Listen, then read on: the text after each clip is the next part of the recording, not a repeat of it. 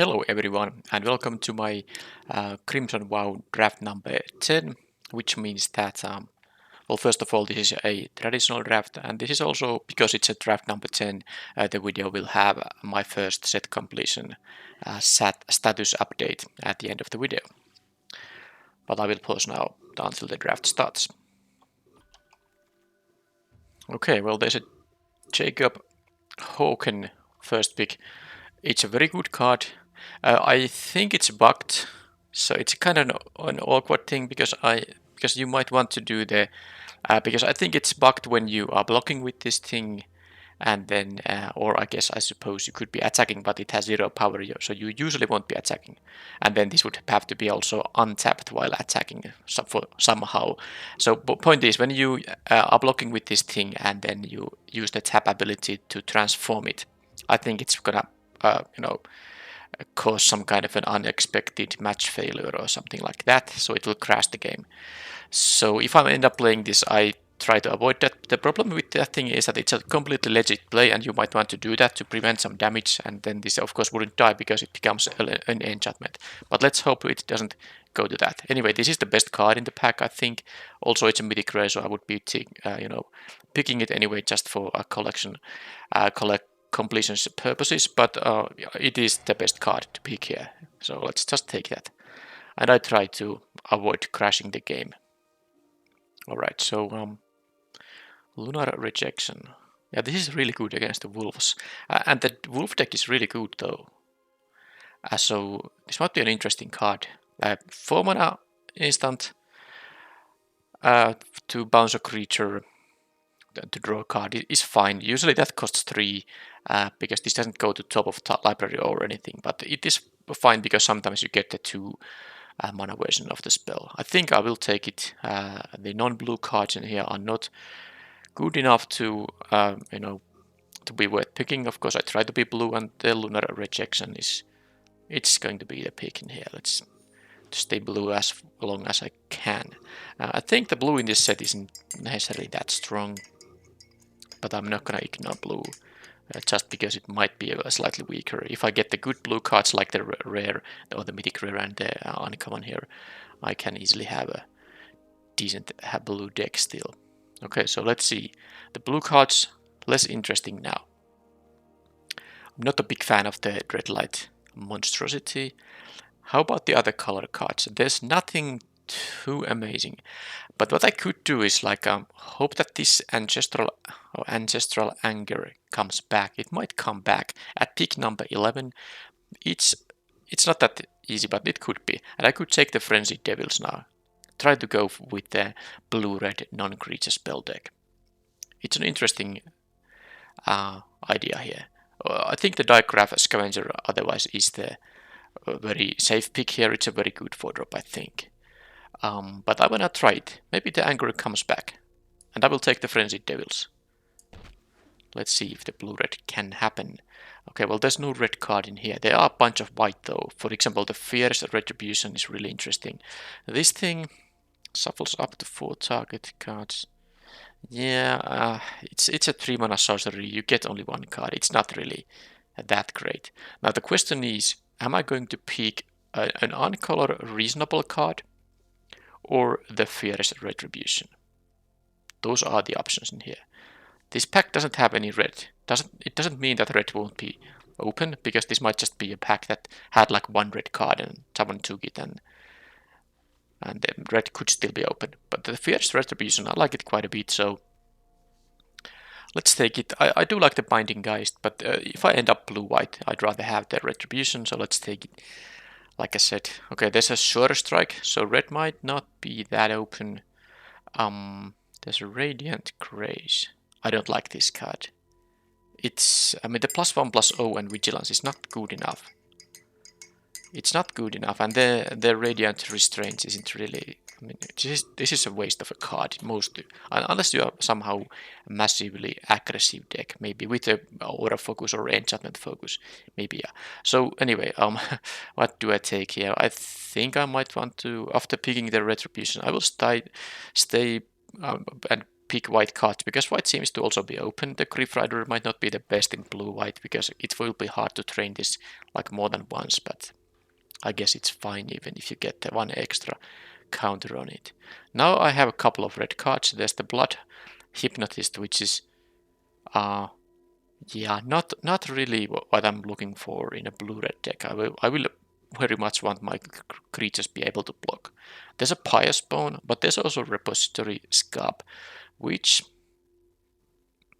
could return Rejection or the Fierce Retribution. Both are pretty good options.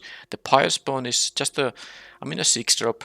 I will maybe find more 6-drops later in the draft, and I definitely no deck needs 6-drops. That's the thing. It's completely a card that you don't have to, get for your deck. All right. So now the Self-Hope Entomber. I don't think it's really good.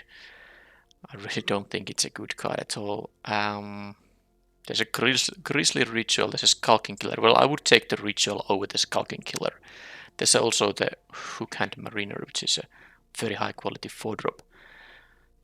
I don't know really. Maybe the Ritual is the pick, or maybe the 4-drop. Let's take the beefy 4-drop. That is a destroy target creature effect, but it is a 6-mana spell. The 2 blood tokens it creates, they are good though. They really are good. But 6-mana spells, I wouldn't want to be picking those in pack 1, because you really can't play a ton of them.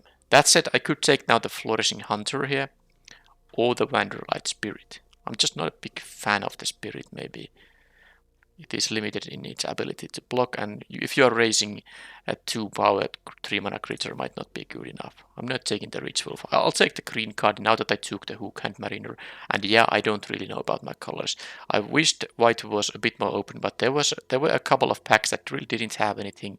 So the Fierce Retribution is the good white card among the cards I have picked, and the Griff Rider is like fine, but nothing I'm too excited about. I think I'll just take the Stitched Assistant here.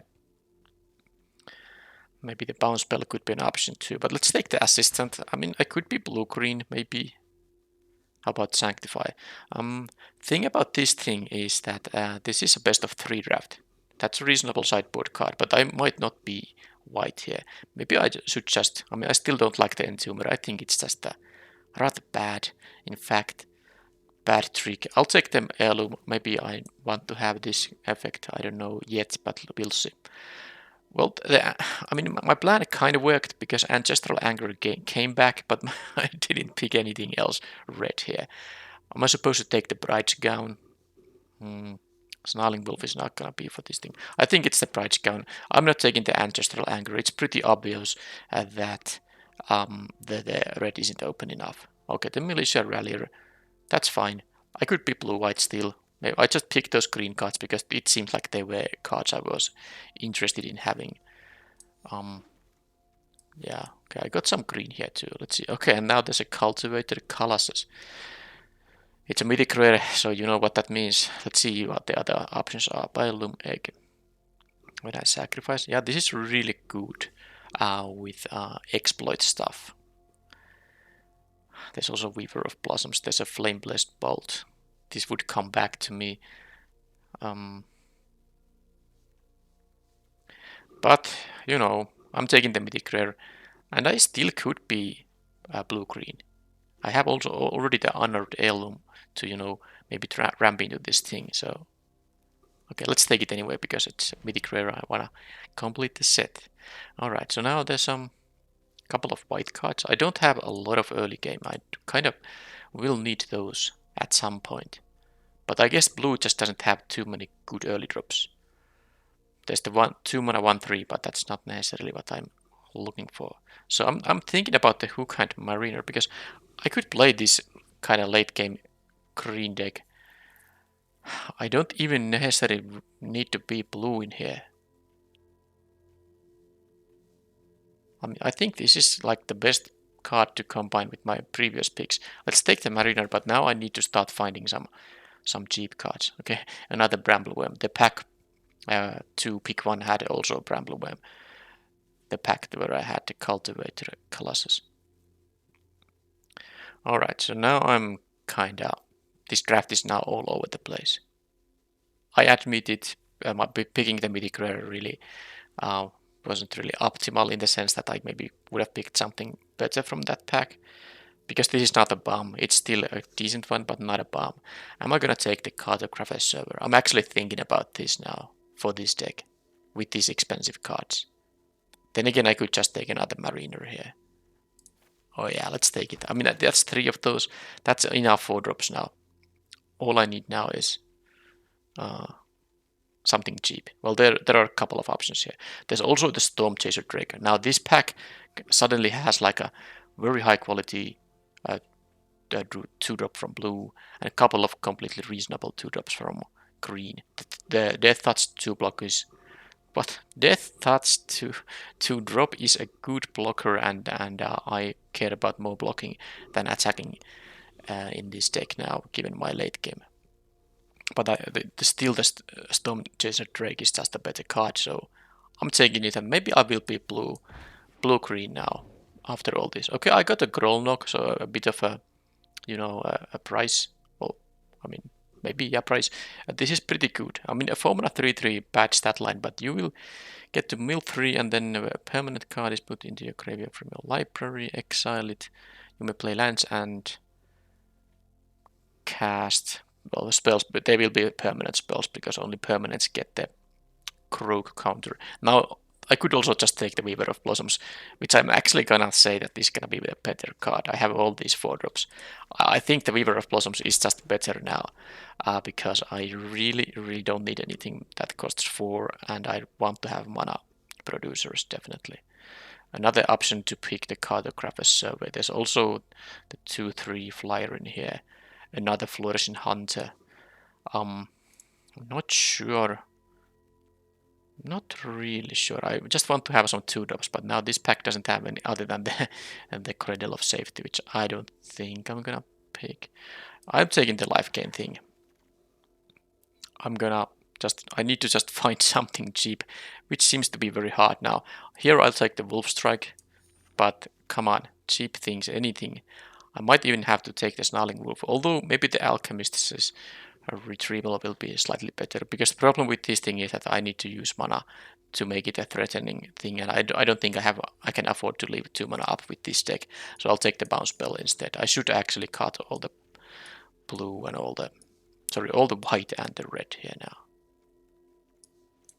Yeah, alright, here, anything cheap. I would even take the 2 mana 1/3 at this point. Sadly, that doesn't seem to be happening. Don't take another one of those. This could be played. I won't. Maybe. Okay, fine. I'll take the 5-drop because I have nothing for 5 now. I think it maybe makes sense. I'll take another bounce spell. I just need to find some time here. Alright, Massive Might or another Skyward Scab. Maybe one is enough given my other expensive cards here. I'm taking the Might here. Some cheap trick, something to keep me alive here. And this is a 3-drop that is, reasonable. Well, this is only 2 packs, and I guess there is 21 cards now, all of which I could be playing. Oh, nice sideboard card. Really like this one. Well, I got the Survey, but I'm not sure. I mean, I probably will play the Weaver of Blossoms, the Honored Heirloom, and the Nature's Embrace rather than this Survey. But we will see now. Come on, cheap creature cards. No, there's the 1/3. I think I'll take the Spore Crawler. This counterspell is not good enough. You will cast this for the cleave cost most of the time, and it's just a blue and 1 to counter a spell is it's a tough thing to keep mana up for. So the Spore Crawler is kind of the safest pick here, but I do need more 2-drop creatures. I guess the 1/3 will easily come back from that pack. I hope at least. Alright, so even more of this. I mean, I have a nice 4 mana cards, 5 mana card, 4 mana card, 4 mana card. All this is nice stuff, but man, it's not what I need here. It is not what I need here. I think I'm going to take the 1/3 reach. That might be the best here. Also, training this in this deck will be quite easy if I ever get to, start attacking with my guys. How about this thing? Oh, it is the kind of a blue-green card. Draw a card for each creature. I mean, it's a 6-mana draw spell. I can't do it, even though this is sort of a golden card. I have not a lot of flyers, so the 3-mana card won't be that useful. And I have other things to do when I have access to 6 mana. So now I will just take the Entomber here, just to have something that can at least block. Okay, Wildspawn Spider, this was a good pick now. I mean, this is amazing. 2 mana, 2/3, great blocker. It has even reach. Yeah, and I mean, of course, the ability to make this into a bunch of 1/1s will be useful too. Yeah, that was fantastic. It was fantastic that I was able to find that from there. Valorous Stance. I mean, I suppose I could splash for white because I have things that add other colors of mana, but should I take the Binding Geist instead, or maybe even something like a Syncopate? It is a sort of a 2-drop too. Maybe I'm not splashing one of these things, or maybe I am. It's hard to say. Now I'll take the Syncopate. If I had something else white, maybe I would make the splash. Yeah, man, I would have gotten these Ancestral Anchors if I just... Otherwise the blue-red archetype, if it would have been open. Alright, so here it's just... whatever. Not gonna play any of these. Am I? Well, maybe I'll take this white thing.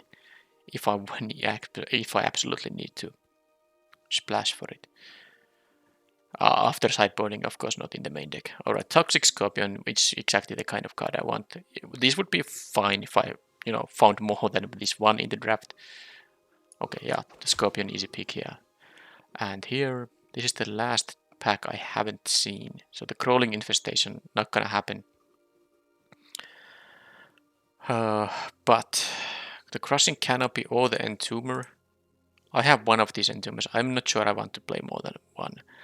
Cradle of Safety is an okay sideboard card too, but I just like most the Crushing Canopy. I can easily see, sideboarding 2 of these things in the Entomber, or the Wrist of Wash Away against some kind of bounce. I guess I have some bounce spells, so the counter spells are gonna be a little bit better when you have bounce spells. Fine, let's take this for the sideboard.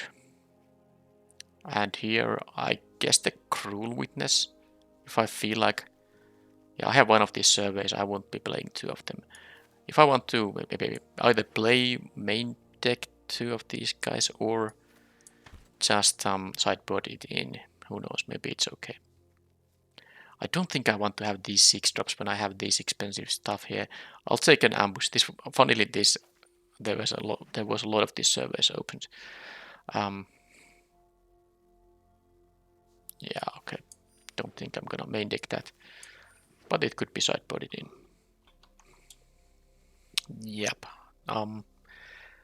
These will stay in the sideboard. I think I have 6 cuts to make because this will be a 17 land deck. And I will play the Heirloom. I will play the Weaver. Of course I will play the Weaver of Blossoms because that's a very decent card. But I will also play the Nature's Embrace. I have all these 4 drops. I will cut some of them, at least the Scab.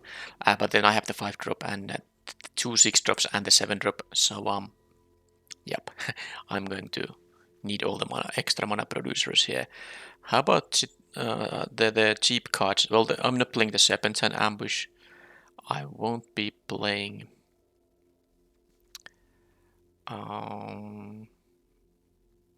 What? I won't be playing. How good is the Stitched Assistant? I can exploit a creature. There's not that many creatures I'm interested in exploiting, actually. I have 1, 2, 3, 4 creatures at 3 mana slot. Then some other 3 mana plays, these mana producers. So I think I'm gonna cut the Stitched Assistant and I will cut the Repository Scab. Maybe I will play the Cruel Witness. It is my 4th 4 mana card. Yeah, I don't necessarily like the mana curve here. It's a pretty heavy one, and of course I still need to cut 3 cards. So Witch's Web goes away. I might want to play with the 1 mana trick. It's also... I can get the card draw out of the Storm Chaser Drake. I know I can get it even also using the... Where is it? here, which is web. But I don't like 2 mana tricks in this deck. I have such a heavy mana curve that I will most likely just keep using all my mana. Don't have mana to leave. I mean, there won't be often situations where I can leave 2 mana up, and I don't care about the attacking that much that I would need like a +3/+3 to push through the opponent's defenses. So the Cruel Witness, I don't know how useful that will be. It might just be that I'm not gonna main deck it. How about the Syncopate? It is here mainly because it is a sort of a 2-drop. If I don't have one of my few 2-drops, well, I guess I have 5 creatures I can play on turn 2, and then if I really want to, I can play an Alchemist's Retrieval, which is, of course, you buy tempo by wasting a card. This is actually quite nice. With the, where is it, Drake, because for 1 mana I can bounce my own non-land permanents, and if I target this thing with it, I will draw a card. So if I just want to draw a card, I can, draw 1 card with this and then replay the Drake. It's something I can do. But yeah, let's just figure out if I want to play the Syncopate in the main deck or not. Well, since I'm gonna cut 2 cards, I think the Syncopate will be one of them, and then 1 final cut. It's not gonna be any of the 2 mana spells. And I like the Wolfstruck, it's my actual few removal spells. I like the Apprentice Sharpshooter too. The Cruel Witness is the card I maybe need the least. Yeah, I will cut the Cruel Witness. Now I'm just realized that, yeah, I do have actually 3 bounce spells in the deck. So that makes the Syncopate slightly better. Well, I would play the Syncopate over the Wash Away in the main deck. So, do I want to cut one of the like 3 mana cards in here? Just to have access to the Syncopate.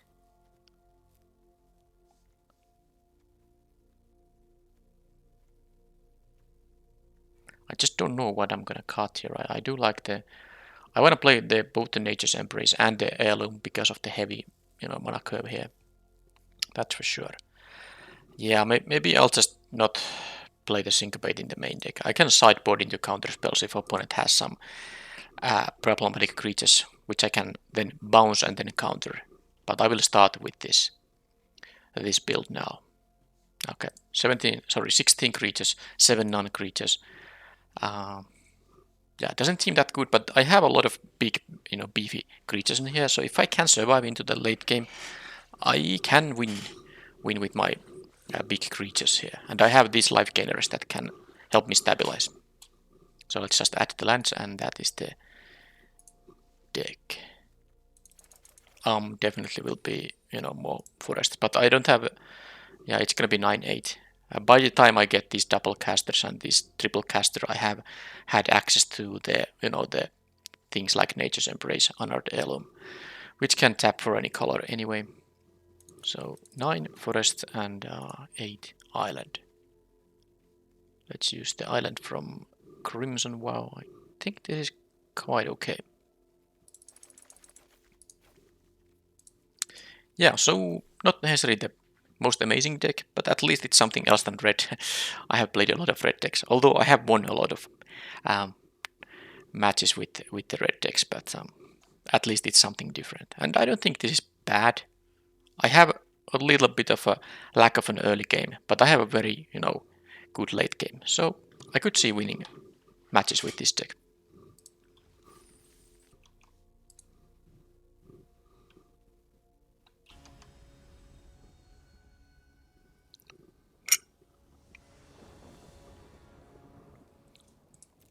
On the play, 2-lander, but I have the nice 2-drop, and I have the mana producer if I draw any land. Also another 3-drop, the bounce spell to buy some time, actually to buy a card by bouncing this, like I said. So a pretty easy keep in fact.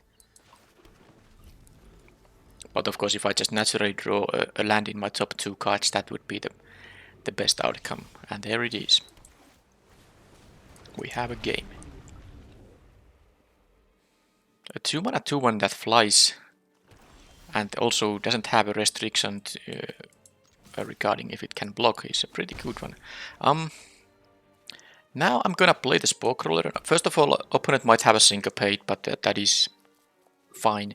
But this is a more... I'm actually being the aggressive player here now. So I'm gonna play the 3/2 that is at least drawing me a card if it gets killed or trades in combat.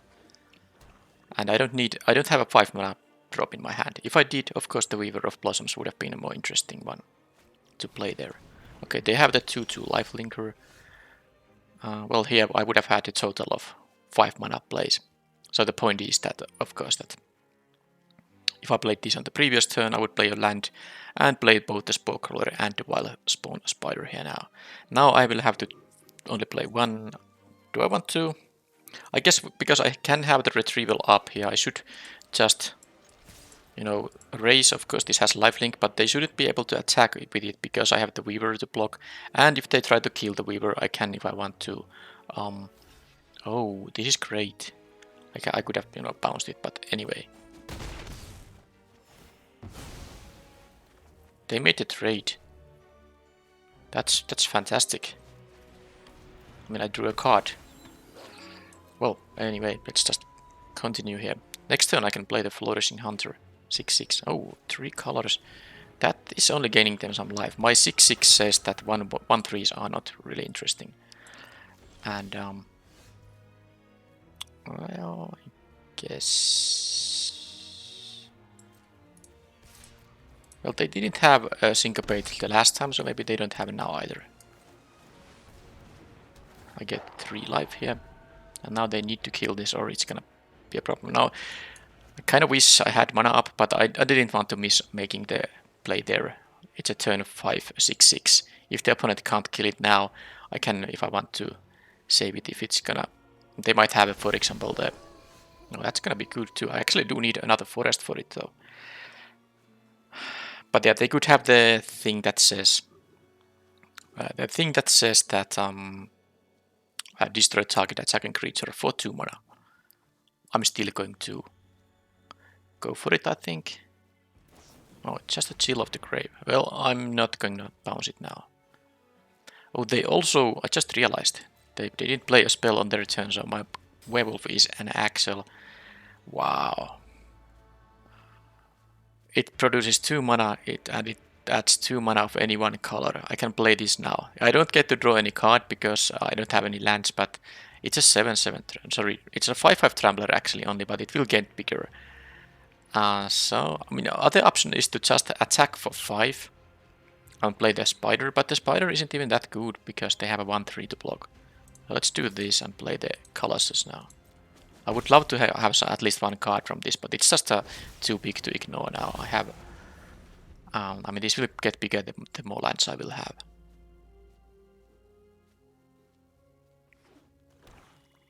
So they have okay, Wedding Invitation. That's not really the kind of card they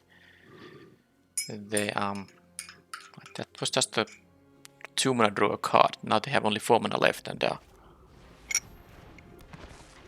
okay, there is that. This still doesn't get untapped, but it will untap very soon. But yeah, they played 2 spells, so this will become 2/3 Blood Fountain. They get a Blood Token and they can return some creature cards back from their graveyard. Oh, wait a second. Classic best of 3. So as you can see, the opponent has 47 cards left in their deck. So they're playing like a there's a 6 lands, 7, 8, 9, 10, 13 plus the graveyard 15. This is, if I'm not mistaken, that's like 62 card deck. That happens in best of 3. This doesn't happen in platinum rank drafts. But now let's play the land attempt to make the Colossus bigger, and they don't have a good block on the Colossus. It even tramples. So I mean, this Headless Rider only makes the if things or other zombies they have dies, they will get a 2/2 token, which is really not gonna matter at all. I can't go for lethal because I could bounce both of these guys, but I can probably have a lethal attack on the next turn. Yeah, jump blocking only prevents like 3 damage there. Then I can play my spider.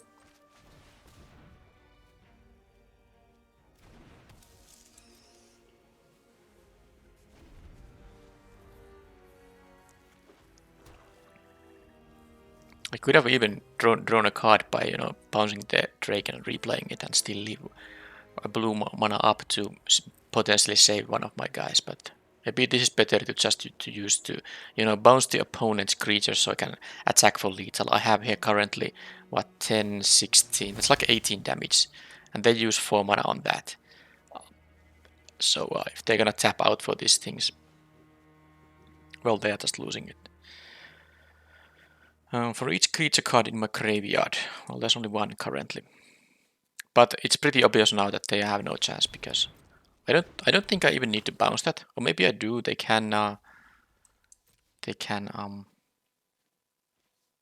jump block with it. But if I bounce, so cleave, absolutely return target non-land permanent. So this allows me to bounce the lifelinker, and now if they jump block the 6/6, they still die. So that's it. They can only use this, which doesn't do anything. They don't have a vampire even. One mill something, which is gonna be a creature. Let's play a land to make the trampler even bigger, and then this is gonna be a lethal attack. But yeah, this is, I mean, they're playing over 60 cards in limited. They're basically playing all the cards they drafted. They don't have to. They could play a 40 card deck, which would be the recommended thing to do. That does make my sideboarding a bit, you know, don't really know if I want to sideboard anything. The stuff I saw here are not necessarily going to be happening in the next game. Crushing Canopy, Retrieve. This is like slow, but non-creature permanent. Oh, what? This is really saying non-creature permanents. How many of those I have? Wait a second. 1 enchantment, 1 artifact. So that's actually a lot worse than I thought. I didn't even realize. 1 creature and 1 non-creature permanent. How good this is ever gonna be in limited? You don't have a lot of non-creature permanents in your graveyard. Well, anyway. Yeah, I guess I could use the flyer. It seems like their deck is pretty slow. Maybe I just don't need something like what it is. I mean, am I gonna be brave and not play the Self-Hof Entomber because I don't think it's that needed here. Let's hope they don't have a fast start. I think the flyer will be. I will have time to play it. Yeah, okay, I'll do that change here. I hope I don't get stuck to a 3 land though.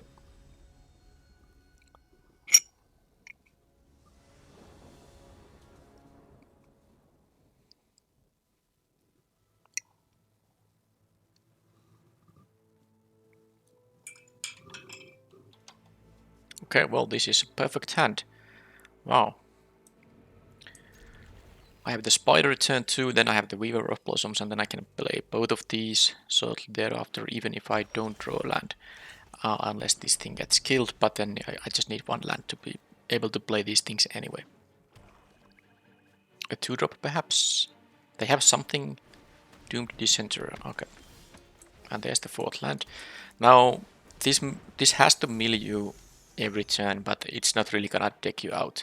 And you can sacrifice this if it really becomes a threat. And at that point, of course, your graveyard will have a lot of creatures, so you will get a massive amount of 1/1 tokens. But if they attack, I will block because I don't. Okay, well now it's a little bit different. Although this says non-token zombie, so how do I do it? I can bounce a zombie at some point. Well, there's no point attacking with it now. I don't want to make the trade. I will play the Weaver here and then just no attacks. If they attack with the 3/1, I will simply take 3 damage and then I will have the 4 mana spell up. But yeah, they did draw the Headless Rider. Or who knows, maybe they drafted more than one of these guys. They still have, yeah, they still have over 60. So 4 in their hand, 6 on the battlefield. That is indeed a 62 card deck. I milled a land this time. They have the Archgoal. I mean, they have some nice zombie synergy. I wish they just, you know, played a 40 card deck. They could actually have, with the stuff they have here, seems pretty impressive in fact. But yeah, I will just do this, and I have the Alchemist's retrieval up if I want to bounce something I have myself. I mean, if they are gonna kill one of these guys. Because it's pretty obvious that they will be making a block with multiple creatures, but I will use the retrieval to bounce one of the guys. Unless they do like quadruple block, then bouncing won't help, but then I at least get to kill all of these. They will get tokens from both of these zombies, so. Are they gonna play a spell? So this cannot be blocked with a 2-power creature if it becomes night. So the Doomed Dissenter can't block it, in which case if they double block with the Headless Rider and the Archgoal, I can use my bounce spell. And I will, most likely. Also this thing... Oh, well, this is a lot of stuff now going on, because this is of course now adding 2 mana, in addition to being just a big creature. Alright, well, not a big one, but bigger than the 2-3, of course. So, I have 7 mana. If I use this with the cleave option, I won't be able to play the Flourishing Hunter. But I can play still the Hookhand Mariner. It might mean that it's becoming a... it might mean that it's becoming a...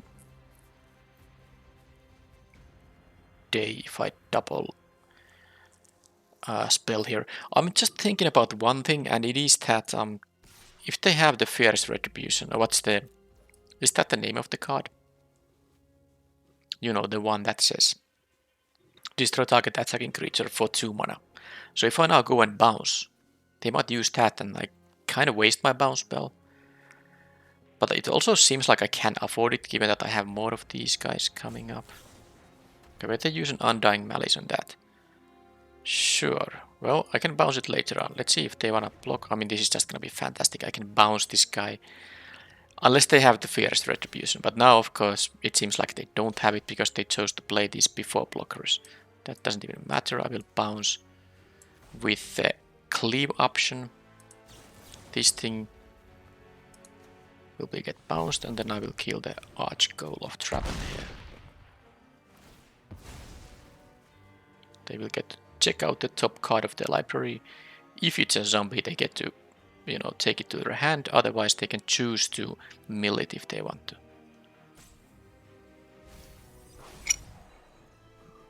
So it was an island, they chose to mill it, and they don't have access to blue mana yet. Alright, but I have access to 5 mana.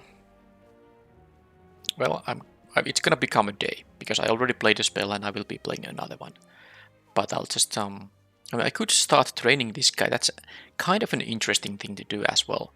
But another Mariner might just be the better option still.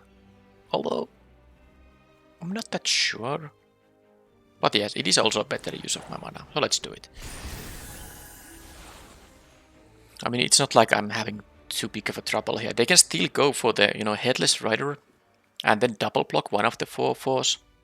And I will lose this time the 4/4, and they will also get 2 zombie tokens. Because this will make a zombie and this will make a zombie when it dies. Okay, well, there's a massive might. I guess I was wrong. So am I gonna just attack with everyone?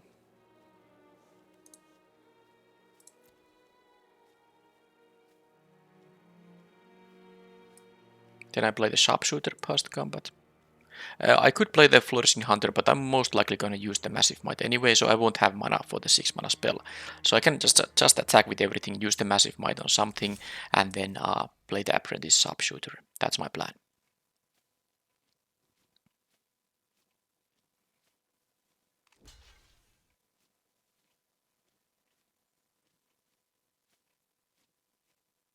And I'm going to use the Massive Might on anything they're going to try to kill. This will give also Trample.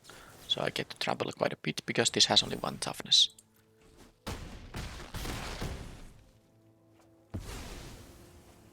So they will have 2 zombie tokens there. And I have a bit too much for them to handle, I think. Currently the amount of creature cards in my graveyard is exactly 1. So this ain't gonna be doing a whole lot, but it doesn't need to. Well, it's 2. Because could play the Mariner again and the Hunter. I mean, I don't have to play this. They can double block the Weaver of Blossoms too, but then again, they are gonna take a lot of damage.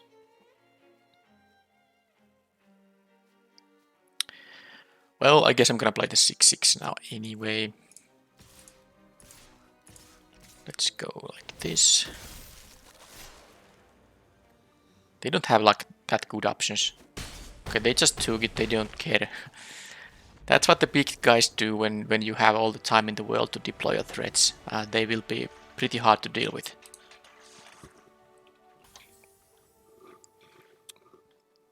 Okay, but that match of course was against a 62 card deck. So that wasn't really... But that is something that happens in traditional drafts. If you are wondering if it's hard. I say this always, but maybe I have sometimes even some new audience who haven't seen my drafts.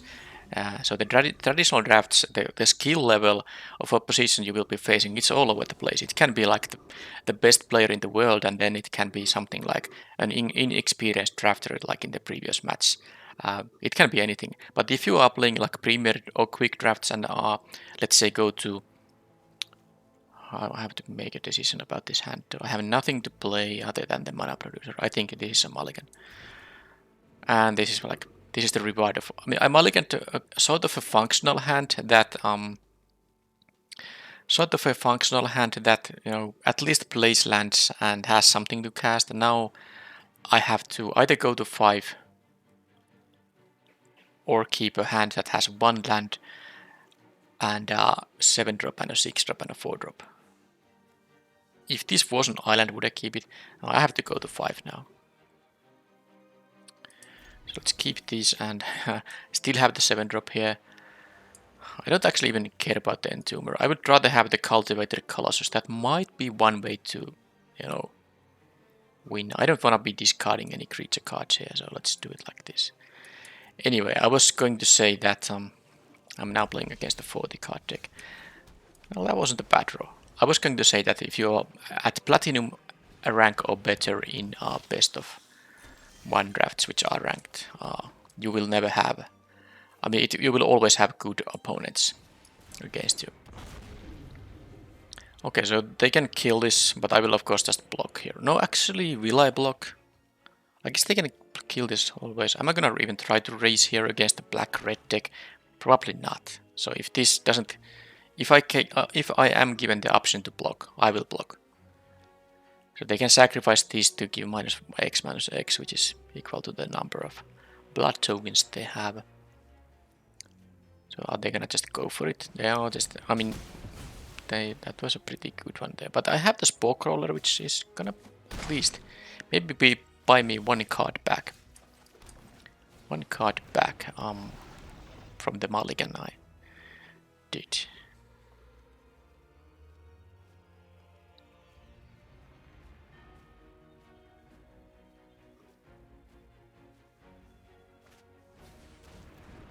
They make a... Okay, so creatures attacking me have trample, and whenever a creature deals combat damage to me... So the attacking player exiles the top card of their library until end of turn. They may play that card. Yeah, well, okay, it has trample. I mean, this will trigger anyway, but at least I get to draw a card this way. So what's gonna happen? They got my... Oh, I would have wanted this thing. I would have wanted that thing. It even went to exile. Well, okay. Man, that would have been a perfect 4-drop there. But I suppose getting a land isn't gonna be bad either, because then I can exile these guys to draw a card. Okay, this... Well... Okay, so how do I do it? If they don't have anything for the Scarp, I will be...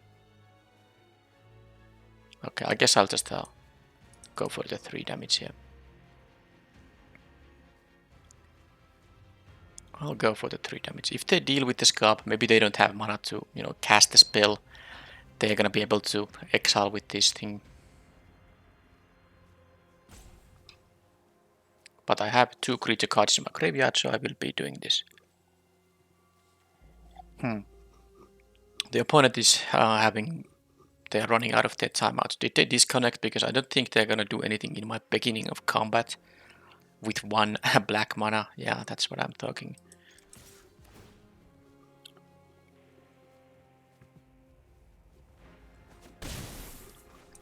So let's draw a card. Another card. Actually, I just returned from the mulligan because my Spore Crawler drew me a card and the Skywalk Scarp draws me a card now.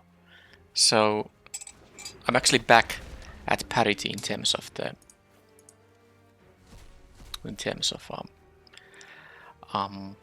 card balance, so to say. And I got the heirloom, which won't be that bad because it's gonna give me 1 step closer to the Cultivator Colossus.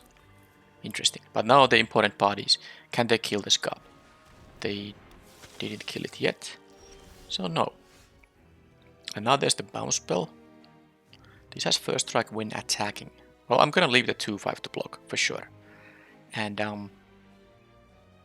I can offer a trade here,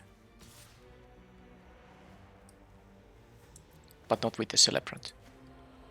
They will get another blood token if they block with that, so they will either take 3 or trade with the Belligerent Quest, which would be completely acceptable to me. Alright, so now what I'm gonna do, I'm going to play this thing and the Scorpion, and we'll still have mana up for the retrieval if I want to.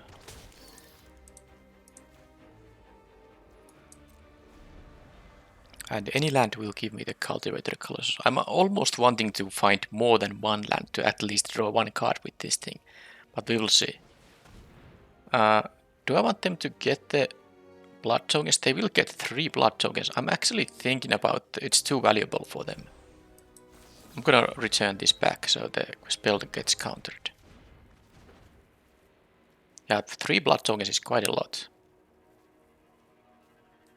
And this Scorpion is not that bad of a blocker either. Yeah, maybe this... Okay, if I draw a land, this will be a 6/6 Trampler. It will be pretty problematic for them. So if I draw a land, I will have the Colossus played. Well, that didn't happen now. So,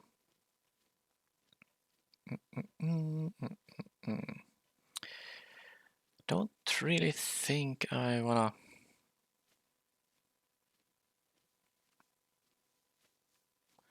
Well, fine, I will do this. I can give this thing a death touch, just in case.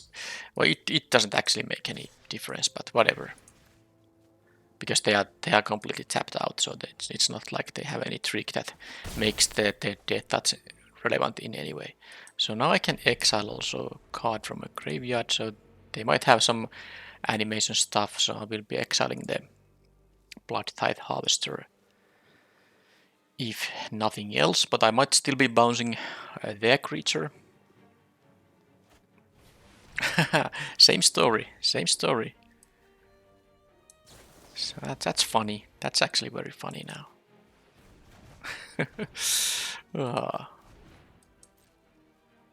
I'm mulligan to 5 here, and I'm actually in a decent shape.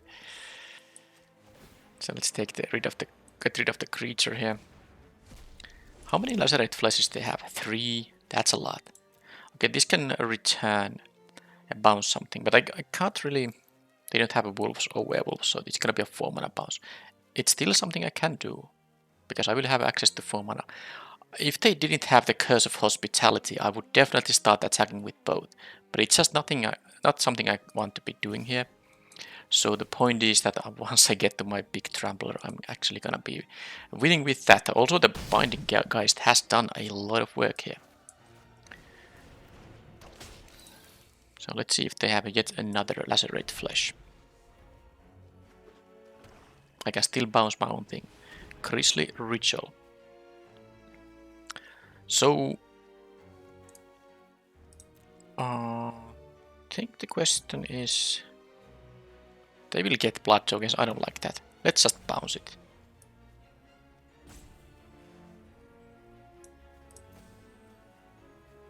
Yeah, I don't have to exile 2 creature cards to draw a card. I can just, play it as a good 2/5. But it's also possible that I will be drawing a land, and now, hey, I might draw another land, in which case I can trigger this Cultivator Colossus. Okay, let's trade here. It has Death Touch after all. They get a couple of these, but they can't cast that one, can they? They get a blood token, and then they get a land which they couldn't play. So, I have one creature in here. How do I want to do it? Just gonna play the 6/6 here, right? Hoping they don't have another Grisly Ritual. It's kind of interesting though, but maybe I'll just do it. Whatever. They have to have a. There are black spells that can deal with this, but at least I guess I can draw a card from the Skyward Scarp in that case. Man, I didn't expect to be this close to victory after mulligan into 5. I guess they can also have the threaten effect, but it's not gonna work. Okay, they had another Grisly Ritual. Wow. Well, I mean, I'm still winning the race here. They still haven't gotten value out of that thing. But now I have 2 creature cards in my graveyard, so I can just... I mean, now they have to actually block this thing on the next turn. They also have to block the flyer here. So there is that. But I have to decide now. I mean, look at the removal they have there. That's a lot of removal. But it is very expensive removal. I mean, couple of Grisly Rituals, 3 Lacerate Fleshes. The Grisly Rituals are good against my deck because I have these big things. They definitely want to kill my Flourishing Hunters with them. But definitely I'm going to have a counterspell at least, like a Syncopate. Not the Wash Away, it's too expensive. And then I feel like... Or do I? Man. So, you can win after mulliganing to 5. Thanks to Sporecrawler and the Skywarp Scarp that did draw me some cards there to help me get back to the game. So yeah, Syncopate. I will have this because of the expensive sorcery speed removal they have. I can leave mana up for them. And then the other options. Definitely I'm playing the 1/3 now. It's a good blocker against the 2/1. And all this stuff. I mean, the Binding Geist is actually, funnily, even as good as it was in that game, it's not necessarily that great here against that opponent. I like the bounce spells. I like the early blockers. I need actually to have them. I didn't see wolves or werewolves. They could still have them, red ones. And as a 4 mana bounce to draw, I guess it can be okay. So maybe it is going to be in fact the Binding Geist that I won't be having here. Although I can -2, -0. I don't think I care about the enchantment enough to sideboard in a Crushing Canopy. Yeah, let's lose the Binding Geist. I had the Syncopate in. That's how it goes. I will usually win with something else than a 3/1. But it's funny how much damage the Binding Geist dealt there. I have the Nature's Embrace, which will give me the blue mana. Now I don't have a 2-drop here, but it's just what it is. I wish I had an island here though for the Syncopate that could be countering their 3-drop. Celebrant is there. Okay, well I got it. Lucky me. If they just use all 3 mana, that would be fantastic. Please do. That's great.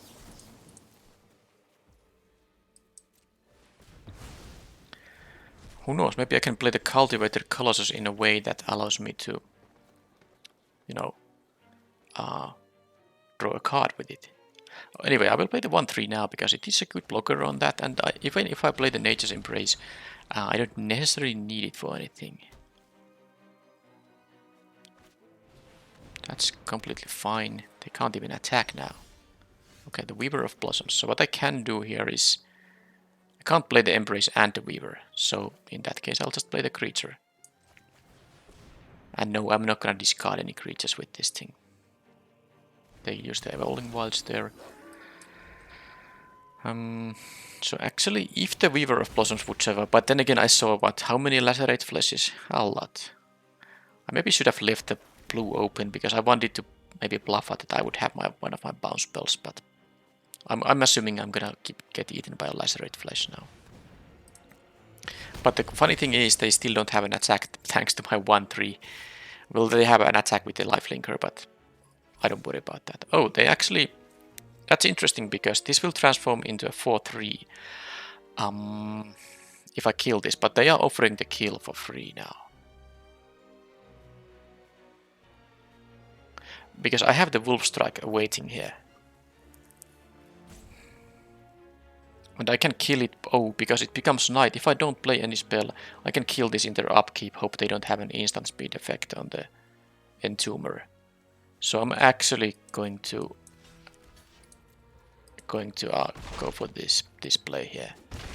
They will get a blood token, this will transform, but now I can kill it with the Wolf Strike. I won't be discarding this, I wanna play it. Okay, this Elm will be quite nice.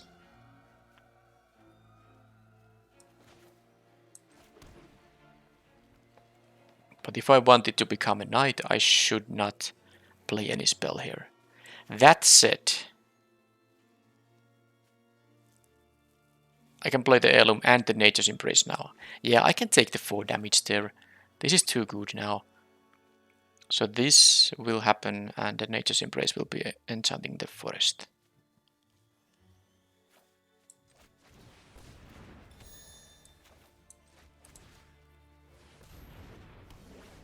And because I'm not gonna block, might as well attack for 1. But if it becomes Knight, this will give +2/+0. And it will be enough to kill the Harvester even with the 1 power creature. But of course I do have access to 7 mana now. So the Cultivator Colossus. So this says, okay, Blood Fountain and all that. If you gained life, okay, they create a... Okay, they can also transform this. Okay, okay, that's a nice one. I need to be killing actually the Bloodseeker because they can start using their... I mean, this 5 mana ability there. But yeah, they can sacrifice 2 blood tokens to transform it. It is a sorcery speed activation, so if they want to do it right now... I mean, the backside will also gain the blood tokens, so they can... Okay, they chose not to. Alright, well now I can actually have the trigger happen. If I chain more lands, I can even, be in a better shape. But let's just play the Colossus now and get a big guy here. They might have the 6 mana removal, which would be annoying. But this is too good to ignore now. Sadly no other land, but at least I have the Flourishing Hunter. So more big things here. Alright, so let's see what happens. So they did not transform it. They want to draw cards instead. Vampire's Vengeance, not very good against my deck, but it might do some work. So this thing drew me 1 card. So they are using their blood tokens to get rid of lands. They might get the 6 mana kill spell, but if I have 2 of these guys, might be enough. I mean, they would have to find a 6 mana kill spell for both, because the 5 mana kill spell they have, these things only deal 4 damage. It's not gonna be enough to deal with these guys. Okay, they are gonna transform that thing, so they can start using the the 5 mana ability. I will need to use the Wolf Strike to kill it. They will tap out for that. Oh, they have a Markov. Wait a minute. Equal to its power? Oh, they have 2 spells to kill it. Oh, what the heck is going on? Why would they... They wanted to give it +1/+0, I guess. Well, I'm about to gain at least 6 more life. And I'm about to kill this. How about if I draw a land? In that case, I can play them both.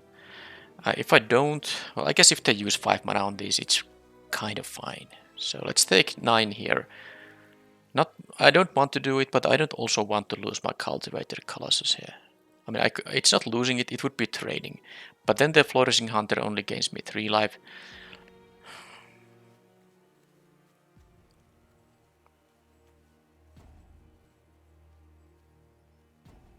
Yeah.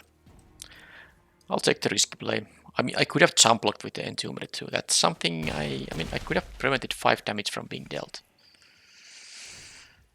Whatever. Okay, I can play a Scab and then the Wolf Strike. That's also something I can do, and I can. Oh, I don't be able to. I'm not able to draw a card. So now I suppose I wish I am. I think I wish now that I did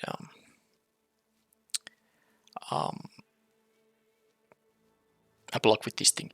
Anyway, they have only 1 creature. I can eat the graveyard with my artifact, so the Blood Fountain won't be that useful. Anyway, let's just do this now. It's the most expensive play I have here. Definitely will gain the 6 here, and then I think I'm not gonna attack for 1. If they do find a removal spell on one of the 6/6, I will still have the other one to block with, and then I can consider to maybe jump block with the Entomber. They can use the 5-mana ability here, and it will also combine with the first ability to, you know, create them more blood tokens. So I need to kill the Reveler ASAP.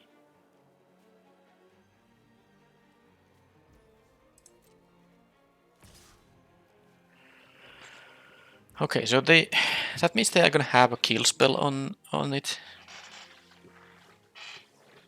Maybe it is gonna be the blood token. Yeah, the thing that gives them a couple of blood tokens. Well, I'm not taking the 4 here. I just don't see how would I be taking it. Problem, of course, is that if they have a Sure Strike, that is an actual problem.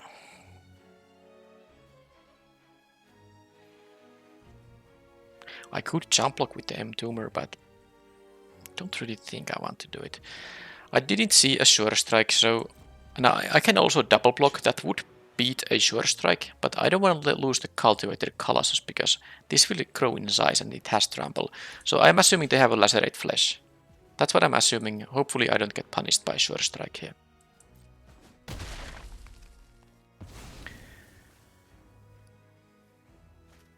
Yeah, so they do get a couple of blood tokens, but I also, I mean, I will, at least now they're tapped out and I can start attacking here.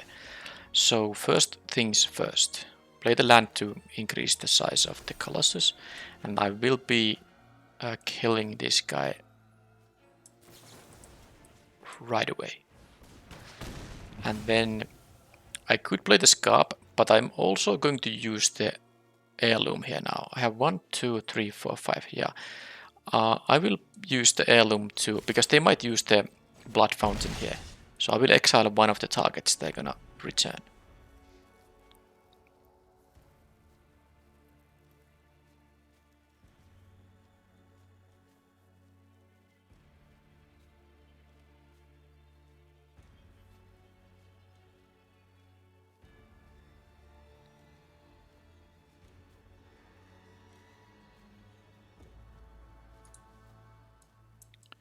They have a couple of lands, 3 lands in the graveyard, 5 on the battlefield. Another Lacerate Flesh, sure. I mean, yeah, that's a blood token for you. I don't have a 1/3. Don't think really why would you do that instead of like use the other stuff they have. Now they're actually allowing me to use the heirloom more than once. I mean, they might not have anything to return with that thing very soon. This is really cool. So the first important thing to get rid of is the Bloodseeker, of course. And then I will play the land to increase this guy's size, and then I can do this and still use the heirloom. This and this goes away. Draw a card. And I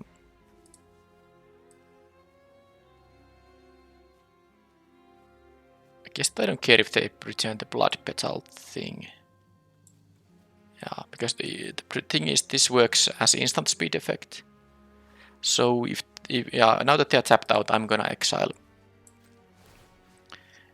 now the I guess the desperate farmer.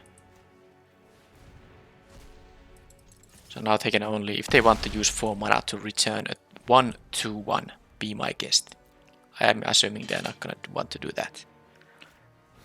That is gonna be able to kill a 5. Well, this can kill the Skyward Scarp actually. Yeah, now they have to do that just to get at least 1 card out of that thing. Okay, well, let's just make a bigger Trampler. I can take the 3 there, so let's attack for 11 damage here now.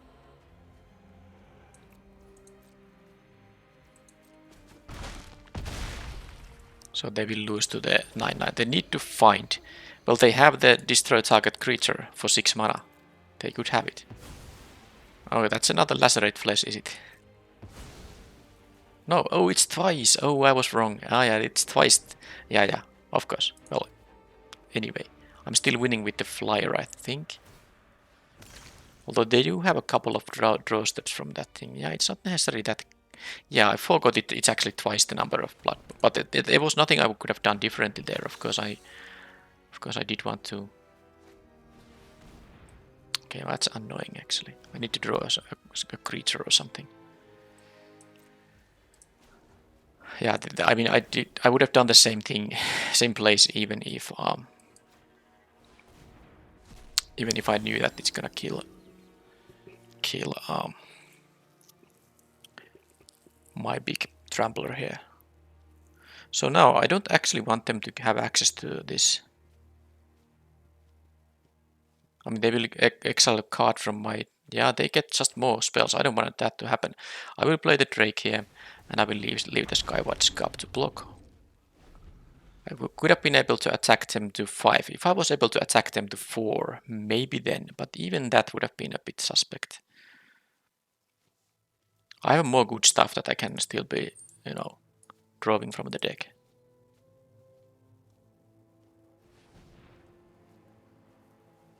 That's a lot of Lacerate Fleshes they are playing.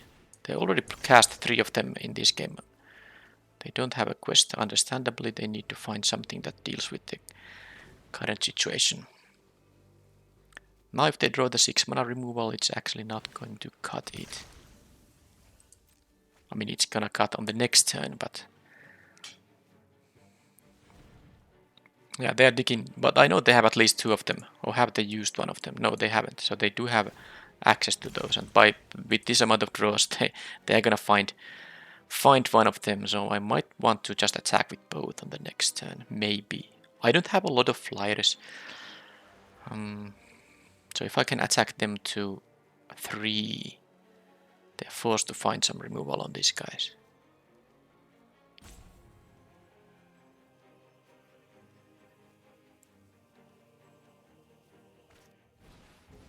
Okay, that deals 1 to me. They get a blood token, it's fine. They can't attack because of my 2/5, and then I will exile something from their graveyard. Any creatures here? Yeah, there's that one. And then not a land. That's not a land, and that's also a good blocker on those things. So now, thing of course is that they do, if they want to throw away a creature, they can do so. I take 1 damage.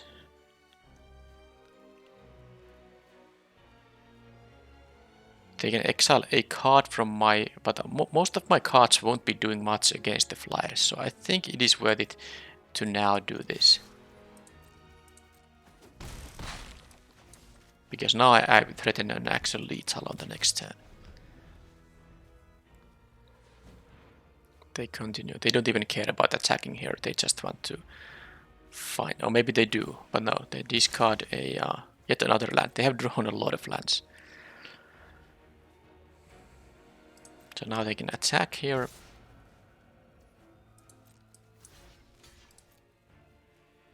Exile a card from my deck. And what it's gonna be... It's going to be a 4/4/4/4, which is not gonna be enough to deal with the flyers. to discard one last card to draw a card. And that wasn't it. Alright. Interesting game. Interesting game indeed.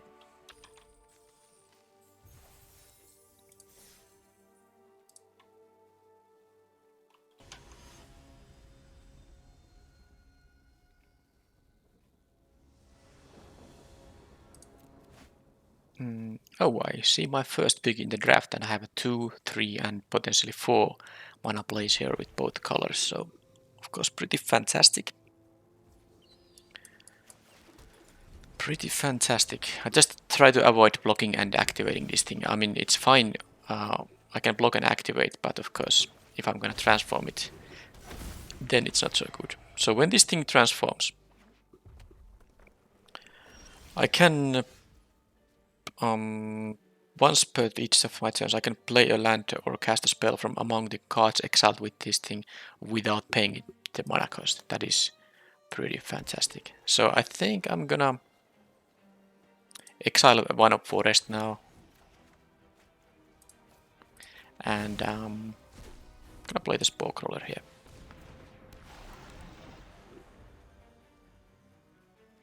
I have a lot of expensive cards, so I don't want to start exiling too many, lands here. But I think one forest there was okay. Binding Geist. Okay. So let's first see if they are going to block. I will take the trade, no big deal.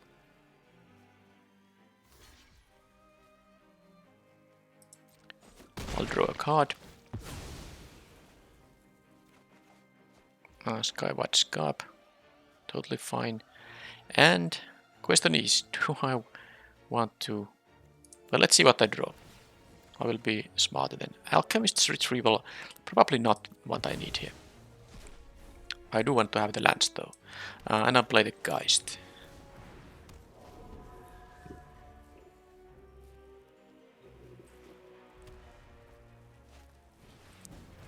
Stensia Uprising. That's a really tough one.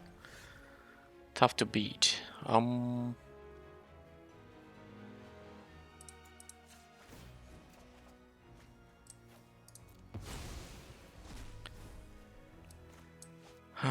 Okay, it is a tough one, but I'll see what I can do. I'm not playing the flyer quite yet. I'm gonna play the 2 drops and 2 things in here, and then I have options to play the Lunar Rejection and stuff like that. So at 13 permanents, they can sack this for 7 damage. In the meanwhile, they get a lot of 1/1s. Okay, Ancestral Anger. More of that stuff. Yep, okay, they are an Ancestral Anger deck. Are they gonna attack for 4? I don't think I care about it too much. Do they have a third one of these? It would be what, 7/1? Yeah, no blocks.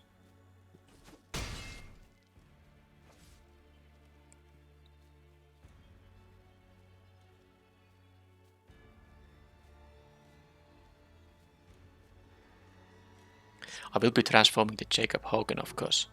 That's just going to happen. That is binded, alright.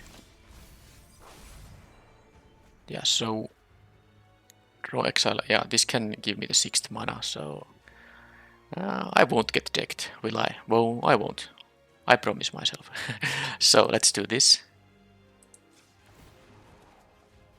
Exile the... Oh, I actually... Well, no, I didn't know if I'm gonna draw a land or not, so it's fine.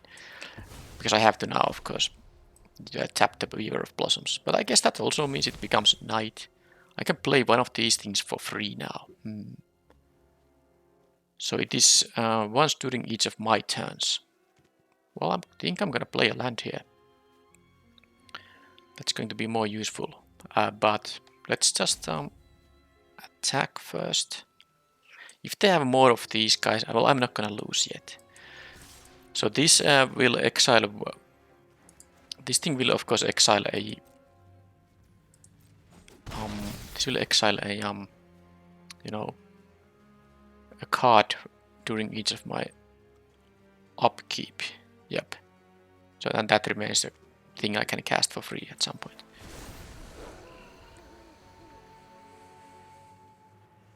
So currently it's one creature here, but I do mill one card a turn. I might find another creature for the scab. How many of these they're gonna have now? Frenzied Devil, so that's really good for this thing. Now I'm going to, of course, just you know, doesn't matter which I mill first. I don't know about the order of the cards. Land got milled, and then this thing is a free castable once per turn. Alright, so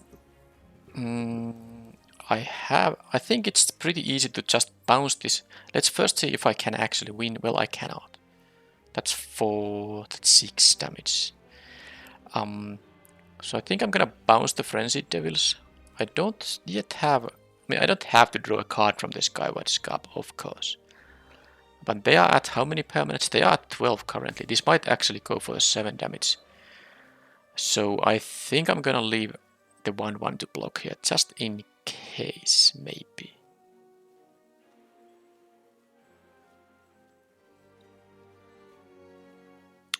This can add 2 mana, but I can also deal 5 damage, which can be... I think that is more relevant now.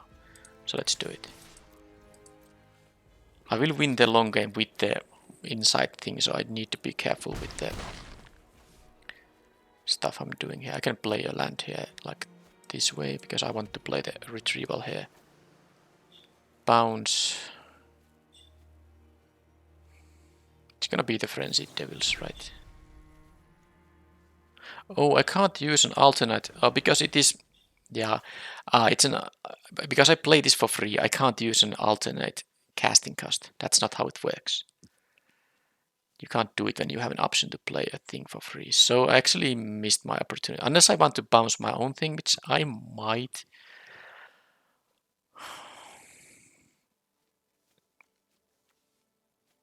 It will become a day though, and this won't be as big in that case.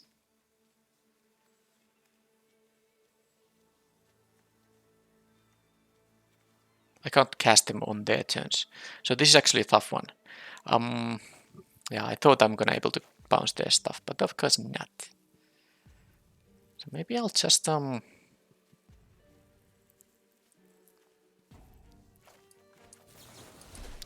gonna bounce the Geist. I can threaten to block the Frenzied Devils there.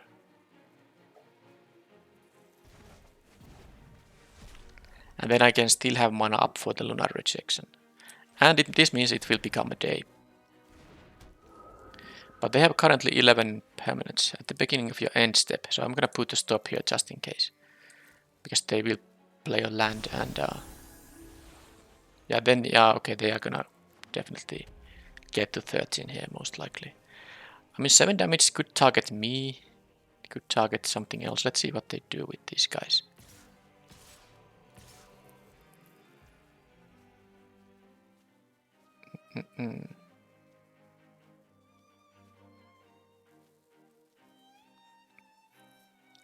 If I take now 8 and then I will take 7, that's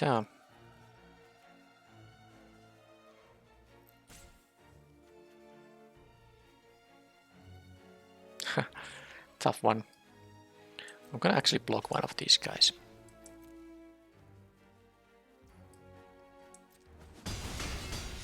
So now they are at 12 permanents. So if they play now something and then this will... yeah, I will go to... yeah, I guess it's just... it is what it is. I'm not gonna win with the mythic rare because they have the rare that's gonna help them win. So now they will have the 13 permanents. And this also will, you know... okay, well that is all very annoying. Don't think I will win this game now. Let's just bounce this guy. I don't want to... yeah, I'm taking 7 now. That's really horrible, actually. Maybe I shouldn't have to bounce it right away. I mean, yeah, I shouldn't have, because now they have more information on the way. But I'm assuming they're gonna target me no matter what. Yeah, the Hawken's Insight doesn't beat the Stensia Uprising, which is, you know, an amazing bomb. You get those free tokens and then you get 7 damage. That is massive. They chose to Oh, what the heck? What the heck? Exactly 13. This is again the case of me not reading the cards. I mean, I'm not getting the 7 damage because they would have to have exactly 13. Well, fine, whatever.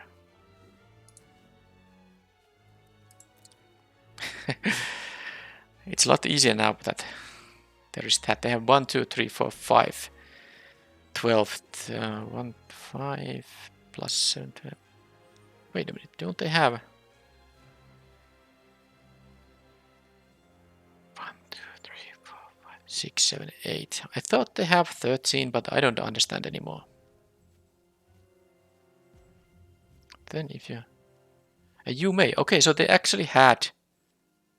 They had the opportunity to use it, but they chose not to. Okay, I'm no longer understanding what's going on. I'm gonna play this now. I have the free cast on the Flourishing Hunter at least. Okay, weird shit is going on. Okay, well that's another Flourishing Hunter. I can gain 5 with that thing now. So, guess I'm gonna do that. There's no good attack for me. I could play the Binding Geist, but it doesn't seem to do much here now. I guess I could use it on the Frenzied Devils, but I might like this thing more. Although, man,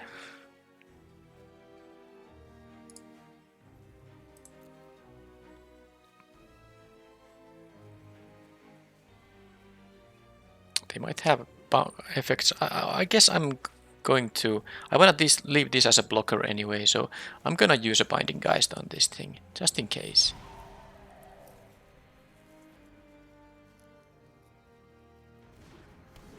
And now that I know that it's exactly 13, I want to make it so that they never get to... I'd rather them keep getting those 1/1s than kill one of my 6/6 or a 2/5 or something like that. So that's now, what, 7, 10, 14 permanents. This will be number 15. So I guess if they attack with all... Well, I can... Well, let's see how they attack, if they're gonna attack at all.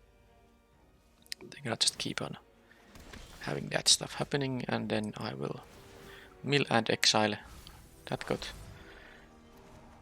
Okay, that's nonsense. So now what I can do is... I can make this into an 8/8 trampler. They would have to put quite a lot of power in it.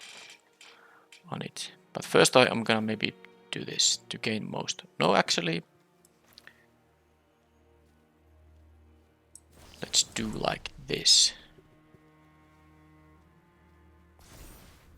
Then I will be playing the Elm.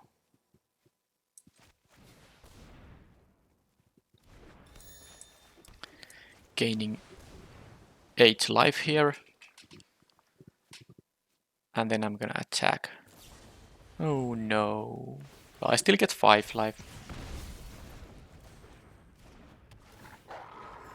And then I will attack with this thing, and might as well play the 1/3. Doesn't matter if this 2/3 is gonna be a blocker or the 1/3 is gonna be a blocker here. This is still gonna gain me life, so it wasn't so bad. Okay, maintenance is happening. Okay, well please let me first finish the match maybe. Okay, so the opponent needs something on the 2/5, I guess. This can make some of their creature unblockable. Flame Blessed Bolt on here. Okay, so they have 2 kill spells on the flyer. I can't say I like that. And Lacerate Flesh. So that was all the cards. They can make this thing unblockable if they want, but I'm about to get more life here, so maybe it's not such a big deal. But the I mean, getting decked might be. But do I still have my big, you know, the big thing here? I mean, my exile looks like this. My graveyard doesn't have... So I have my mythic rare big trampler, which will be like a 10-10 or even bigger than that. Alright, this Drake is gonna be great too. So 6-6 is about to attack. How many creatures I have here? Well, I'm not gonna crack the spider quite yet. But I am going to, of course, play this thing to gain 6 life. And then I'm going to attack with this and see how they're gonna block. They can just jump block forever, of course. That's like not a big deal, but I will still have... Oh, can I play the... Yeah, no. Yes, I do have a... this okay, the sharpshooter is of course a free cast, so no big deal there. And then I can exile something from the graveyard at some point. It will be, of course, one of these angers if there's nothing else to exile there. So if this thing is gonna mill my big trampler, that's gonna be bad, but... Well, that's just how it goes then.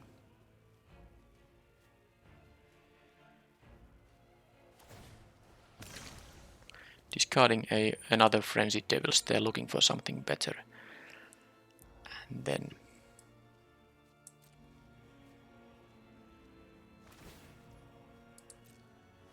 get a token and I will exile a card from their graveyard, which is gonna be an Ancestral Anger. And how do I... Let's first exile and then mill.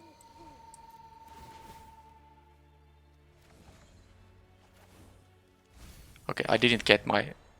Okay, my big thing is still, you know, somewhere there. Anyway, okay, Death Touch with Trample will be amazing. So if I just... I mean, I'm gonna deck out here. But of course the Nature's Embrace is gonna first just... what does this say? Okay, any cards. Nature's Embrace will of course be targeting the Drake here. I will draw a card. That's actually also risky, but man, it still wasn't the... It wasn't the big guy. I'm gonna die in a couple of... Actually, I'm gonna die very soon. I can get only one... only one creature from the Wild Spawn Spider too. So, how do I do it? Well, I'm gonna play the 1-1 for sure. Have to do it.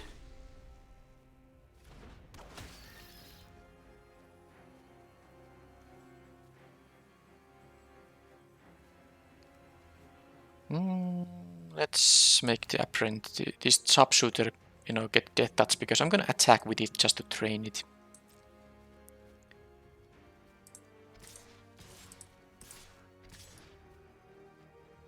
And of course I can, you know, if I want to, I can do stuff with the Hoggans. I can bounce this if I don't want to get decked. And I can also sacrifice this just to not mill anything. That is actually true.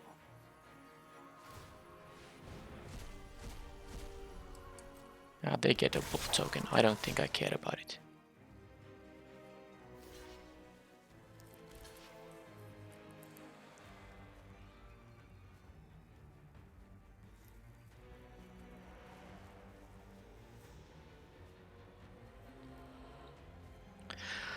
I think I might be winning here.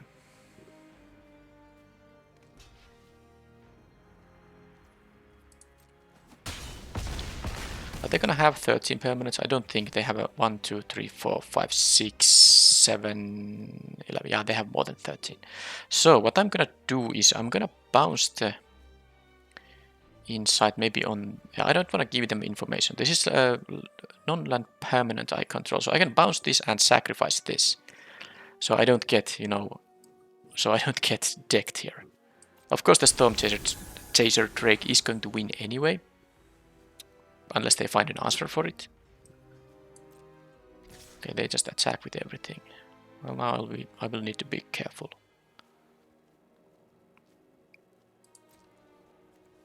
Choose blockers. Okay, this thing doesn't have menace. This thing has. Alright. So, easy business. This blocks here, and this blocks here. This blocks, I guess, here, and This blocks in here, and then I have a bounce spell I can use to bounce something if it's needed. Now, if I kill these, that's gonna be 1, 2, 3, 4. They will be left with 1, 2, 3. Oh, that's not necessarily what I want to be doing, is it? They will be able to deal 7 in this case. I don't want that to happen. So I will need to let them survive with. So if I do, for example, like this, that's gonna make them lose. Oh, I don't have time to make the math. I hope. Okay, I need to make sure that they have enough. I don't want this to fire off. That's the thing. But I think they are gonna have now still. Okay, this can happen. It's all fine. I need to be very careful here. I guess the 7 damage is not gonna kill me, and I'm gonna have a lethal attack here with all this stuff. But now they have 1, 2, 3, 4, 5, 12. So this means now that maybe I miscounted somehow, but 1, 2, 3, 4, 5. That's 12, and they will have exactly 13. So I'm going to bounce the Stensia Uprising, right?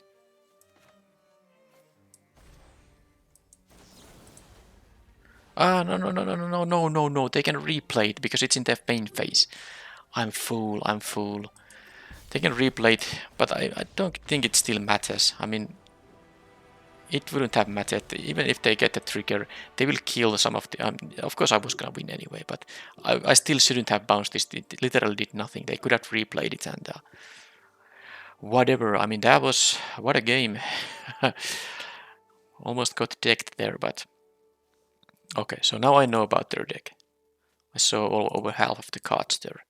They saw almost every card, but they didn't see my Mythic Rare. It was in bottom 4, that Epic Trampler. Well, the Stensia thing, that is a problem. So I'm going to actually, just in case, maybe have the canopy here. Although it is quite annoying that they don't have a lot of answers. I guess they have their own Binding Geist. So it as an aura will be, you know, a target for it. But I guess the Stensia Uprising is too nasty to deal with. So I will have one crushing canopy here. Now what other stuff am I gonna deal with? The syncopates, how much? Don't know really.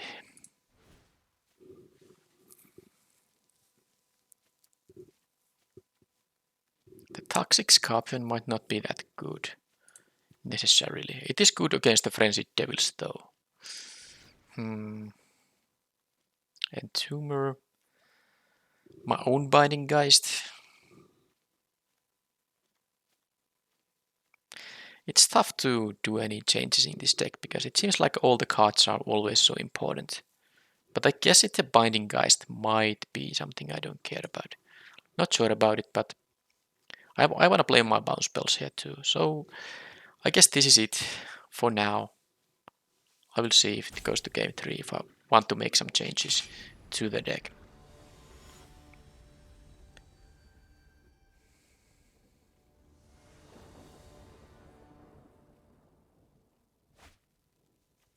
Okay, it's fine. I have the 3-drop which can draw me a card, and then I have the cultivator thing. Opponent also mulliganed in there.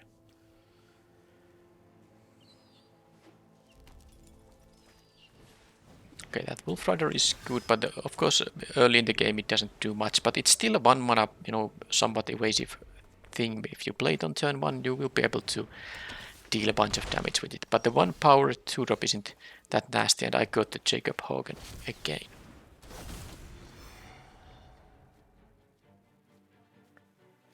I just don't wanna exile my... oh, they are really going deep with the non-creatures. I don't wanna exile my lands, but let's see what I draw here. I guess one of these can be exiled. Now that I have so many of that stuff. But I have the Spore Crawler, and then I have the Mariner. That's gonna be a nice curve out. But I need to be careful about the Jacob.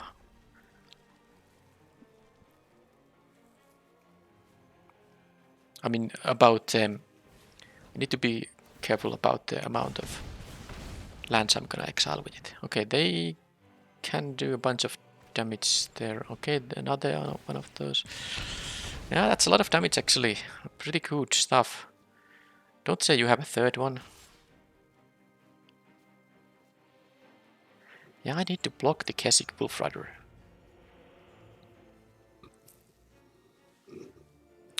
I wouldn't want to.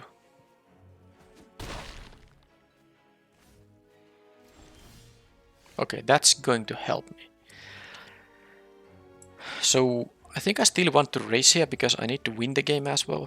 So let's attack for 3 now, because I can do, because you don't have to use this as a sorcery speed activation. I can block the 1-2 with my Mariner and Jacob. I just don't know if I'm gonna.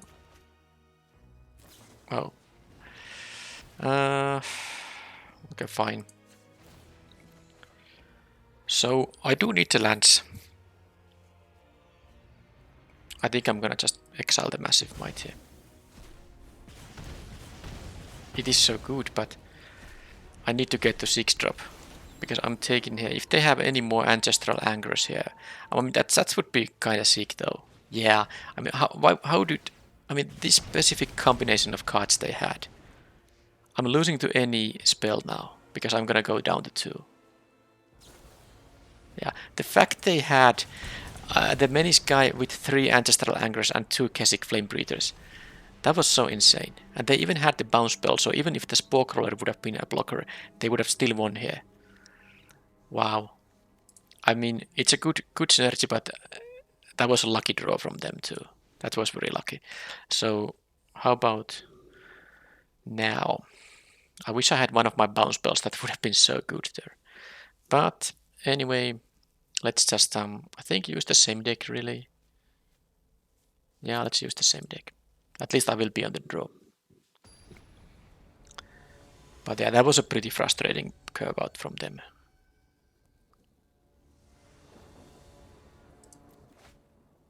Okay, that's fine enough. Let's hope they don't have the Menace guy. I don't want to take any extra damage here. Okay, they don't. But they have a Lantern Bearer. Well, that's a target for Crushing Canopy. This also has reach, which will be reasonable. And I think I might play the reach guy first. Because if they have the kill spell, yeah, they might have the kill spell that deals 2 damage and exiles, so the Spore Crawler wouldn't even draw me a card in that case. I'd rather just do this now. Okay.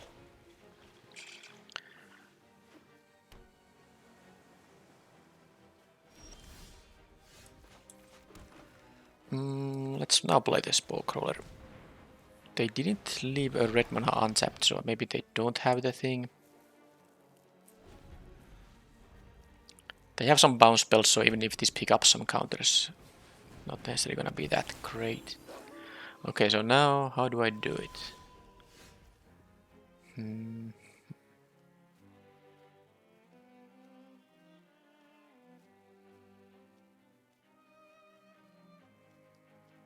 Yeah, this is really good too for them. Am I gonna trade like... No, I just don't need the trading here.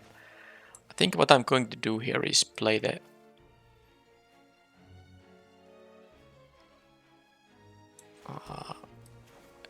I could play this for no... I mean, but no, I'm gonna do this and the Scorpion and attack with the Spore Crawler. If I attack with this both, the problem is they can quadruple... No, this will have 5 toughness. Oh, I kind of missed that interaction. It will have 5 toughness, so they can't kill the Apprentice Sharpshooter, and of course this will trade with anything. So I can make this into a 2/5 now. Now they can just, of course, block with the Flame Breather here, but... Or just, you know, with that. Doesn't matter really. But now it has a counter, I guess. And I will block with the Toxic Scorpion, anything. They can attack with that thing. Okay, now this business starts again. I mean, I guess they can have like a 5 of these Ancestral Angers in their deck, but let's see if that's gonna happen now. Yeah, with all these ping effects, it's pretty good stuff. But at least I have the Heirloom thing, which will be able to, you know, exile those things, so the pump effect will be not that big.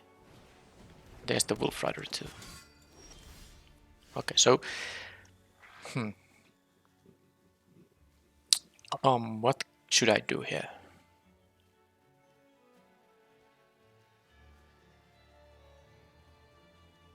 I think I might want to make a 3-6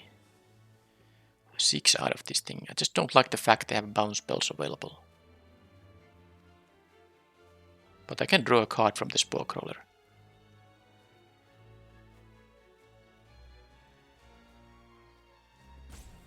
Not sure if that's something I want to do though.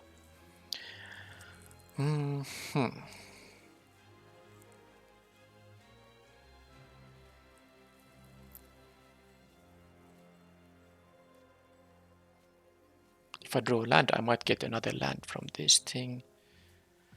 I mean, I card draw, I mean... Let's see what happens. I mean, I don't have to attack, but I also do want to... I don't want to let them play... I mean, with these ping effects, I don't want them to keep on playing spells forever. But then again, if I attack and they bounce and kill, they have a lot of attacking power there. So maybe I'll just...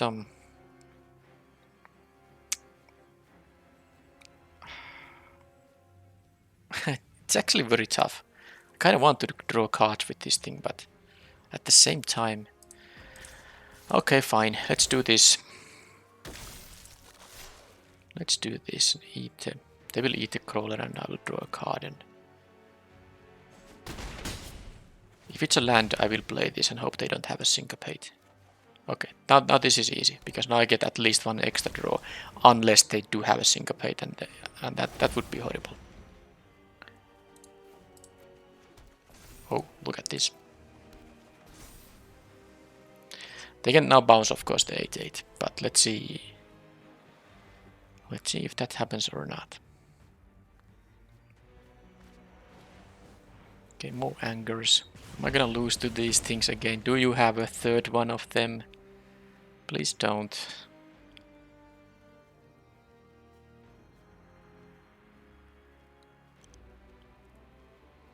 They still have 5 cards in their hand. They can make also one of the ground guys unblockable. I wish I had the gain life thing.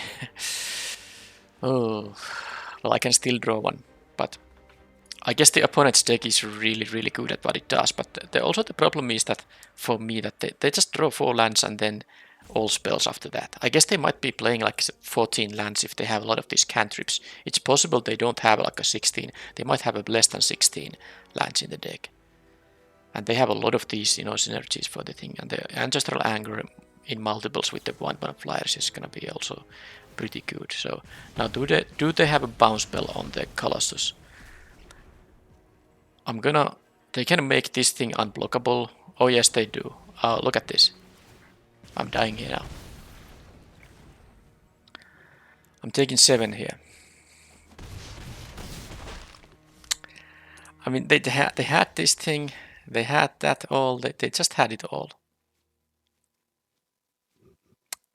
4 lands and all this stuff.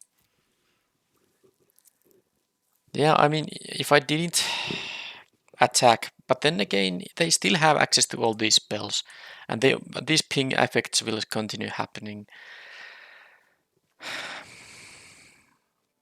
I mean, I guess I just hope that they don't have answers for both the 1/1 and the big guy.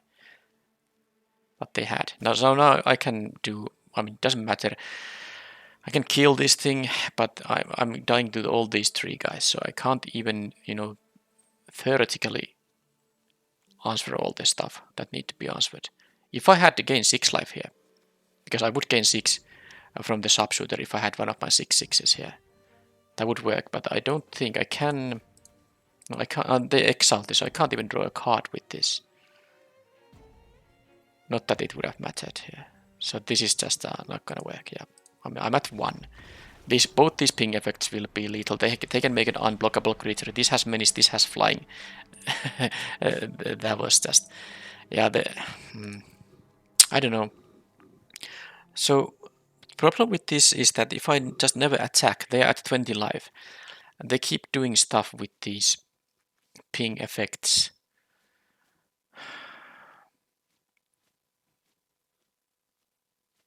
Yeah, I don't know. Maybe I should have just been a lot more defensive, but I mean, let's say if they just didn't have this stuff available, maybe they just had like more creatures, like the 5 mana 3/3 hasters.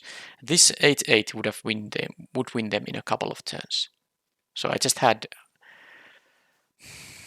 Well, it's too late now. I mean, opponent had a crazy good deck, of course, but their draws in games 2 and 3 were amazing. They were amazing. But no matter, I had a good run with the deck. 2 wins is decent, and I also did pick 2 mythic rares in the event. So it's all in the end, all is fine. But I think the deck maybe even performed slightly better than I thought it would have performed. But yeah, I guess I just needed these life gain effects in the last game. But yeah, not much to say about it. I'm willing to draft blue-green in the future too.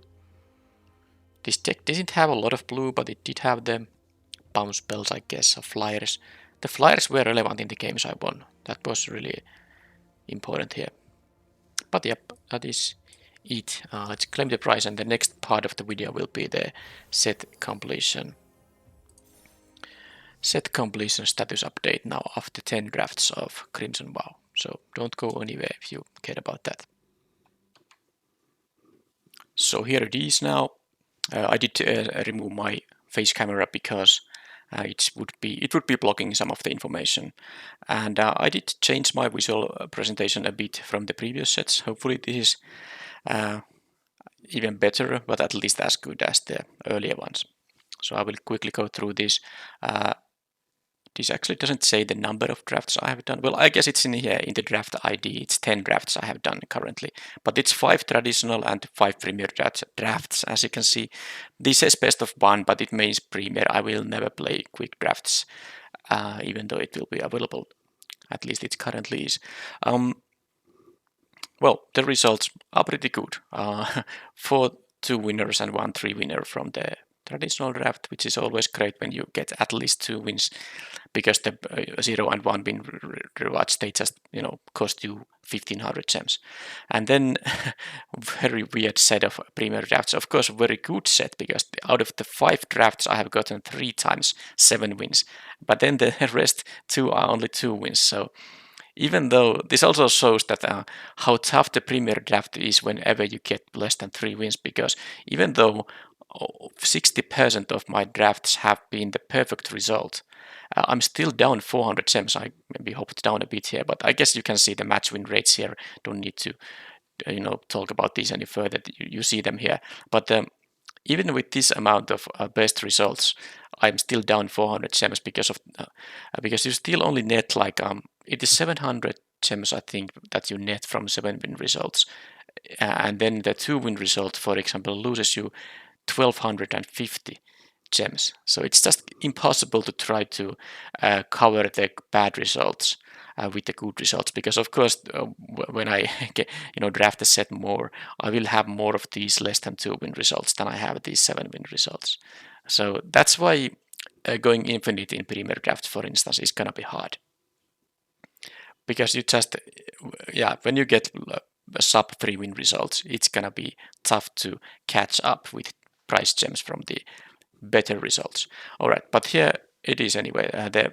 These results are making me go to minus 500 in traditional drafts and minus 400 in premier drafts. So of course this is just simply the number of gems I have paid as the entry fees, and then how many gems I have won, and this is the net change in there. So both are slightly in the negatives. But considering that from both of these events I have gotten 22 packs, and if you would buy these from the store, that would be 4,400 gems each. That's of course good value. And as you can see here in the pack source and mythic source, well, also, no, I guess the mythic source rather, I have found 9 mythic rares in the drafts. So pretty fantastic, which is a lot more than you would usually get. I have been, I guess, quite lucky in finding the mythics. The rule goes, so to say, that I will pick any mythic I don't have at 4 copies, because mythic rare completion is the bottleneck in set completion. That's why I don't even track any other rarity than mythic rares. When my mythic rares hit 100%, set will be completed. The other rarities will be completed way before that. Here there is an interesting scatter plot that tracks my gem balance change, overall gem balance change over the course of the draft series. So now, so first of all, I started, with not so good results. Well, I mean, I guess the results were fine, but still, losing results.